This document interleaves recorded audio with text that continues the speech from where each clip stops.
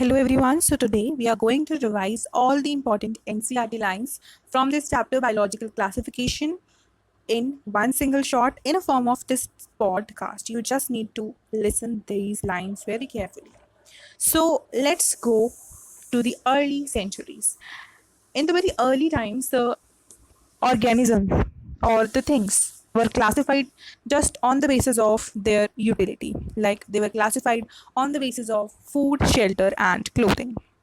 But now, the first classification, that was the earliest attempt on a more scientific basis of classification, that was given by none other than Aristotle. So, this was known as Aristotle's classification, and he classified the plants and animals into different categories.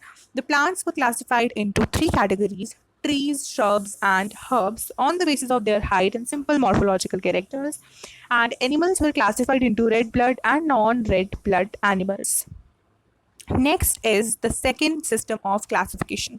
The second system was given by Carolus Linnaeus in the year 1758. So he classified the organisms simply into plants and animals just on the basis of presence and absence of cell wall and a little bit of locomotory aspects. But this system of classification had a lot of drawbacks. Three main drawbacks mentioned in NCERT. The first one is the prokaryote and eukaryote were kept under the plant category just on the basis of presence and absence of cell wall. This was a major injustice, but this was the first drawback. The second is unicellular and multicellular were kept together. For instance, Chlamydomonas and Spirogyra were kept under algae. The next one is heterotrophic and autotrophic organisms were not different according to Linnan. So this was the second system.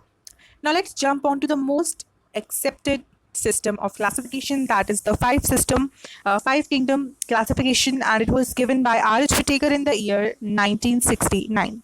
So R.H. Whittaker, he classified the organisms into Monera, Protista, fungi, plantae, and animalia. A table is given in NCERT which tells regarding the characteristics and the different characters. So let's just dive into it. So what is the cell type? When we talk about Monera, it is prokaryotic, but all the Protista, fungi, plantae, and Malia, they are eukaryotic. Then we talk about cell wall. It is non-cellulosic in Monera, present in some of the Protista, and present and made up of chitin in fungi, cellulosic in plants, and absent in, of course, Animalia. When we talk about nuclear membrane, it is present in Monera and it is absent in Monera and present in all Protista, fungi, plantae, and Animalia. Monera, is the most primitive bacterial class here. So the body organization is cellular in both Monera and Protista, and multicellular loose tissue-like structure in fungi, and tissue and organ-like in plants, tissue, organ, and organ system-like in Animalia. Then we have to talk about the mode of nutrition, and this is the last point to be discussed over here. Mode of nutrition is autotrophic as well as heterotrophic in Monera. You know that autotrophic can be photosynthetic and chemosynthetic, and heterotrophic can be saprophytic and parasitic. This is not to be discussed again and again. Next is Protista. Protista also by autotrophic as well as heterotrophic, fungi by heterotrophic only, and plants by autotrophic, photosynthetic autotrophic for sure, and Animalia by holozoic, that is the heterotrophic only. Okay, now let's move to this. This was the table that we discussed. Now let's move to the first classification by R.H. Whittaker in the year 1969. This one is Kingdom Monera. So the most important lines for Kingdom Monera. Now see, Kingdom Monera contains bacteria, and they are the most abundant organisms. In a handful of soil, there are hundreds of bacteria, and they live in extreme habitat like hot springs, deserts, snow, and deep oceans. Many are parasites. Based on the shape, they are classified into four categories: coccus, bacillus, vibrio, and spiral. Coccus means spherical. Bacillus means long rod-like structure, and it contains endospore, mentioned in the diagram as well. Spore and endospore is one and the same here. Next is Vibrium, that is the comma-shaped, and Spirillum, that is spiral in nature. Now see, bacterial structure is very simple, but they show large metabolic diversity. Some bacteria are autotrophic. I mentioned some bacteria, not all. Majority of them are heterotrophic. Now see, bacteria are divided into archaebacteria and eubacteria. Archaebacteria are the ones that live in extreme habitats like the halophiles, the thermoacidophiles, and the methanogens. Next is the eubacteria, that is the true bacteria. They are classified into autotrophic and heterotrophic. Autotrophic again into photosynthetic and chemosynthetic, and heterotrophic again into saprophytic and parasitic. Now see, archaebacteria, they live in extreme habitats as mentioned earlier, but why? Because they have different cell wall structure. So they can be halophiles, thermoacidophiles, methanogens. Methanogens here have a important point, that is that they are present in the gut of ruminants and they produce, that is the biogas from the dung of these animals. Now, eubacteria are the true bacteria. They have rigid cell wall and flagellum only if they are motile, and the nutrition here can be autotrophic and heterotrophic. Let's talk about photoautotrophic bacteria. Photoautotrophic bacteria are the cyanobacteria. They have chlorophyll A, and they may be unicellular, colonial, filamentous, marine, terrestrial, algae. Now, they form the colonies, and these colonies are surrounded by gelatinous sheaths. They form blooms in the polluted water bodies, and they fix atmospheric nitrogen in the special cells, which are known as heterocyst. And the example here is Na, that is nostoc and Anabaena. Second is the chemosynthetic autotrophic bacteria. The chemosynthetic autotrophic bacteria, they use the organic substances such as nitrates, nitrites, ammonia, and oxidize them and produce ATP. This ATP is used by them afterwards. They also help in recycling the nutrients like nitrogen, phosphorus, iron, and sulfur. So next is the heterotrophic bacteria. The heterotrophic bacteria are most abundant in nature, as mentioned earlier, and majority of heterotrophic are decomposers. Now, impacts and uses of these are also mentioned, like some good impacts, like they help in converting milk into curd by the action of lactobacillus, help in the manufacturing of antibiotics, then fix nitrogen in the roots. They also cause diseases. They act as pathogens and cause diseases such as cholera, typhoid, tetanus, and citrus canker. Now, the reproduction in these bacteria is by fission, and under unfavorable conditions, spores are formed. And this is a sort of sexual reproduction, not exactly, but a sort of. And DNA transfer from one bacteria to another takes place here. Also, they have mentioned about a very important organism over here, that is mycoplasma. Mycoplasma are the smallest living cells known, which survive without oxygen, without cell wall. They do not have any cell wall, and many are pathogenic in nature. So this was all about Monera. All the points are covered, I guess. And now we have to move to Protista. So from here we are starting the kingdom Protista. So kingdom Protista, they include the single cell eukaryotes. We have read the table in the very start, which shows that eukaryote starts from here, and single cell eukaryotes, they have well-defined nucleus and other membrane-bound organelles. Some have flagella or cilia. Reproduction can be both sexual and asexual. They are primarily aquatic, and they form a link between plants, animals, and fungi. Protista are divided into some 5 categories. Now let's read them out. The first one is chrysophytes, dinoflagellates, euglena, slime molds, and protozoans. The first one, chrysophyte, they live in fresh water as well as marine water.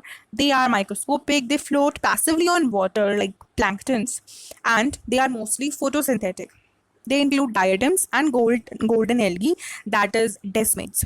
So let's read about diatoms. Diatoms have silicaceous cell wall, which form a 2 overlapping shells, like they are fit in a form of soap box, and they are the chief producers of the ocean. The cell wall deposits over billions of years, and it causes diatomaceous earth, which is then used in polishing, filtration of oils and syrups. So this is about diatoms. Now let's move to dinoflagellates. Dinoflagellate is mostly marine and photosynthetic. They can be yellow, green, blue, brown, red in color according to the pigment. One thing we have read about red dinoflagellate is that it is known as goniolix, and it forms red tides in the oceans because of the release of this toxic red pigment. So they have stiff cellulosic walls on the outer surface. They have 2 flagella. One is longer and another one is also there, which is transversal, and it appears from a furrow between them. So the third one is euglena. Euglena is freshwater organism but lives in stagnant water. So the cell wall is not at all present over here, and they have a protein layer which is known as pellicle, and they improve the flexibility of the euglena. Now, the flagella over here is one is short and second one is long. One important quality of euglena is that in the presence of sunlight, it acts as plants, like behave like plants, means they behave like a photosynthetic organism in the presence of sunlight, whereas when it is deprived from the sunlight, they behave like heterotrophs and predate on another organisms. So this is all about euglena, and interestingly, the pigments of euglena is also identical to the higher plants. So euglenoid have the example euglena. Let's move to the next category, that is the slime molds. Slime molds are saprophytic protist, means that this is a slime mold. This one is a euglena. So slime mold is saprophytic protist. They move along, decaying the twigs and leaves and engulfing the organic matter. So they are saprophytic, as I told. They form plasmodium-like structure when they are under suitable conditions. They spread over fields. When they are under unsuitable conditions, they form fruiting bodies. They are known as spores. So the fruiting bodies, and these fruiting bodies, they have produced spores on the tips which have true walls, and they are dispersed by water, air only, and they are very resistant, and they survive for years. Okay, the last one in Protista is protozoans. What are the categories now here? So it is also divided into 4 categories: amoeboid, protozoans, then flagellated, then ciliated, and sporozoans as well. So they are heterotrophic predators as well as parasites. They are primitive relative of animals. Let's see why. Now, the first one is euglenoids. Okay, amoeboid protozoans. So this is a topic, and we are reading about amoeboid protozoans. They live in freshwater, saline water, and moist soil, as well as they move and capture the food by sauropodia, like that of amoeba. That's why the name is given amoeboid protozoans, and they are marine. If they are marine, they have silica shells. Many parasites are in this category, amoeba. Oh my god. Many are parasitic in nature, like that of entamoeba histolytica. You remember that, I hope. Next is flagellated. Flagellated are free living, and they have flagella. Obviously, the name indicates that they are parasitic, like they cause sleeping sickness, trypanosoma. Ciliated, they are aquatic, they move using cilia. The cavity is gullet cavity, which opens to outward side, and it helps in getting the food and water inside. Due to the help of the flagella, it engulfs all the food and water inside.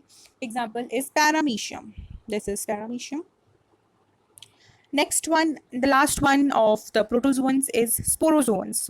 So they have infectious spore-like stage in their life cycle. Plasmodium, that is the example, which causes malaria, malarial parasite it is. So this was Protista. So we have completed the Monera and Protista over here. The next topic will be kingdom fungi, as well as the next one, the viruses and all. This was part 1. See you in part 2. Hope you have understood all the important lines of NCERT nicely. See you.